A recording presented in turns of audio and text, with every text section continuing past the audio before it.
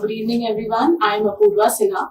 I have scored rank 163 All India in the UPSC Civil Services Examination 2022.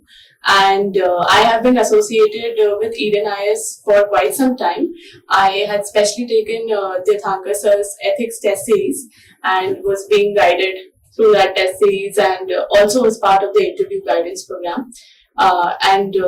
I had a lovely association with all the faculties. They are very cordial, and I had a great time at Eden IAS and being associated with them. My message to all the UPSC aspirants who are preparing or who are planning to prepare is that stay consistent and stay committed to the process. Whatever you think or visualize may or may not happen at that moment, but things will fall in place, and if you stay committed to the process, you will eventually end up with a good rank, good score, and you will do well. So all the best for that.